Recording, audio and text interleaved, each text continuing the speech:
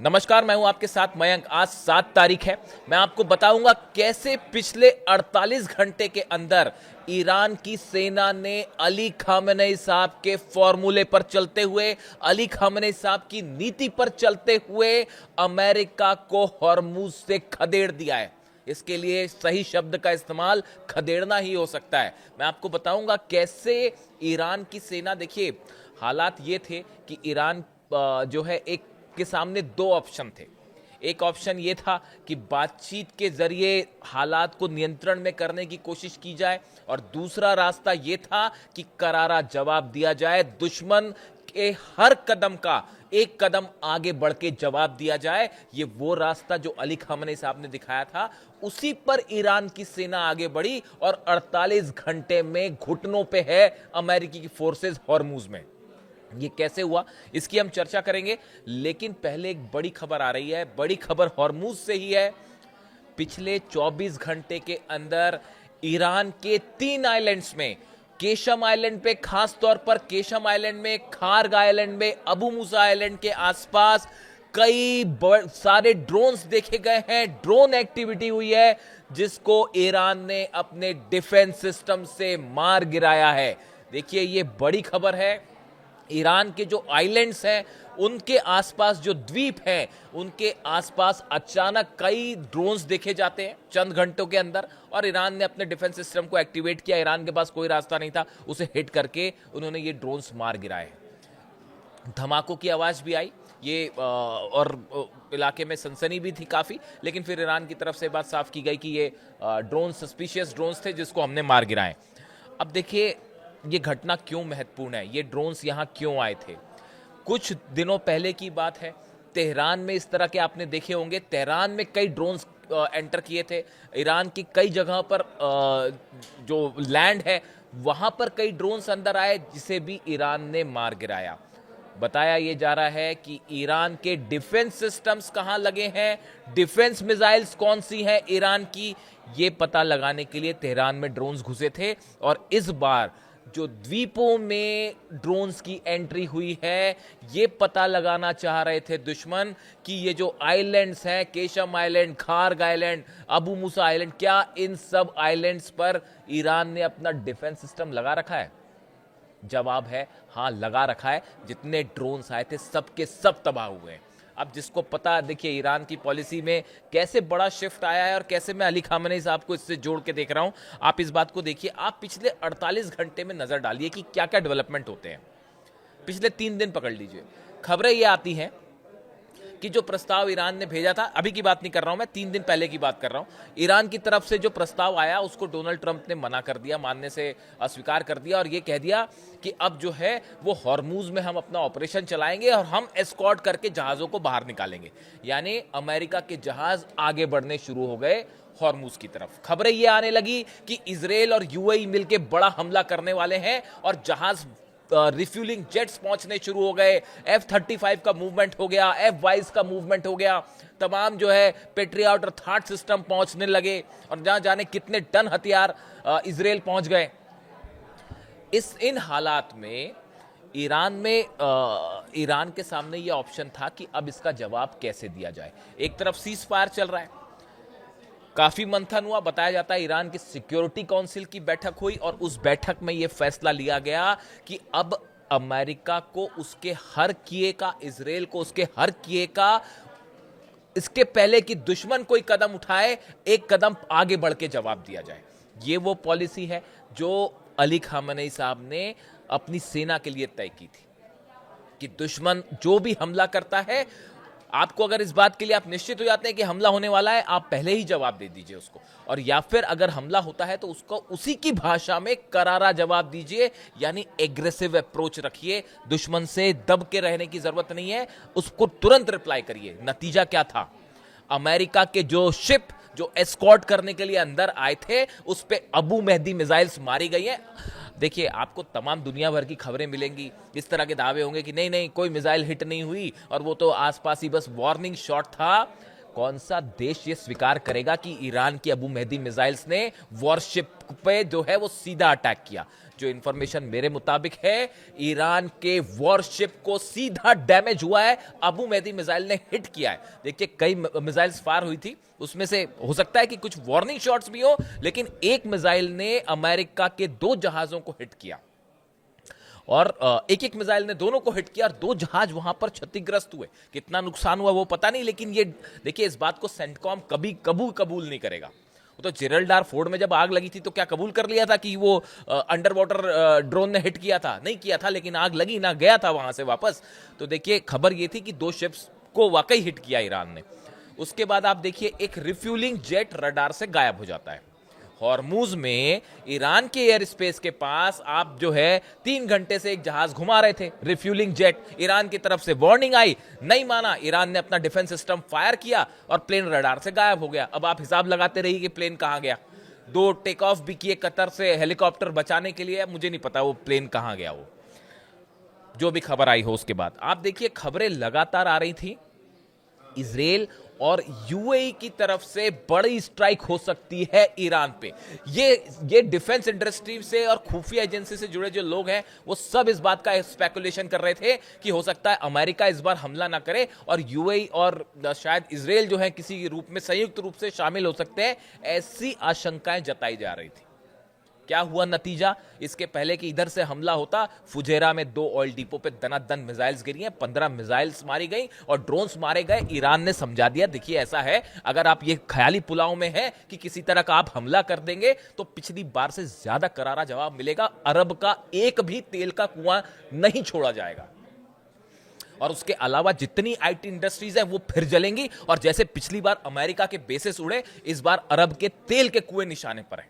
और इस बात को पुतिन की तरफ से हरी झंडी थी। आप खुद सोचिए इस बात को कि ईरान क्या इन हालात में, जहां पूरी दुनिया की इकोनॉमी का स्टेक है हॉर्मुज में, क्या पुतिन की परमिशन के बिना, या परमिशन शब्द सही नहीं होगा, उनको कंसल्ट किए बिना क्या ईरान हमला करेगा? क्या चीन से कंसल्ट किए बिना, उनकी राय लिए बिना हमला करेगा? कतई नहीं करेगा। ईरान की तरफ से जो दागी गई मिसाइलें, चाहे यूएई पे दागी गई है, चाहे ड्रोन्स फायर किए गए, अमेरिका के जहाजों पर हमला किया गया, प्लेन्स पर हमला किया गया, सब की सब पुतिन और जिनपिंग के परमिशन से किया गया। बल्कि इन्होंने कहा तो यह भी जा रहा है कि पुतिन की तरफ से कहा गया कि हिट करिए। इस तरह की भी दावे सोशल मीडिया पे मिल जाएंगे आपको। आप याद रखिए, फिर से रिपीट करता हूं मैं, रूस के ऑयल रिफाइनरीज पे जबरदस्त हमले हो रहे हैं यूक्रेन की तरफ से। रूस के जो तेल की ठिकाने जल रहे हैं, तो अब से जो ऑयल रिफाइनरी है 4 बार हमला हो चुका है उस पर। हर आदमी इस बात को समझता है, जो जरा भी आप अगर समझ रख रहे हैं कि ये यूक्रेन ने हमले अचानक बढ़ा दिए हैं, ये डोनाल्ड ट्रंप के कहने पर हो रहा है, अमेरिका के कहने पर हो रहा है, ऐसा कई एक्सपर्ट्स अपनी राय रखते हैं। उसका नतीजा था कि ये मैसेज दिया गया था कि अगर ये ऑयल पे आग लगाने का खेल करेंगे आप, तो अरब का एक भी ऑयल का जो है ठिकाना फिर नहीं बचेगा। और उसके बाद पर्याप्त मिसाइल्स हैं ईरान के पास। और जहां तक अब जो नई जानकारी आ रही है, अगले वीडियो में एक बड़ा खुलासा ईरान की मिसाइल्स को लेकर।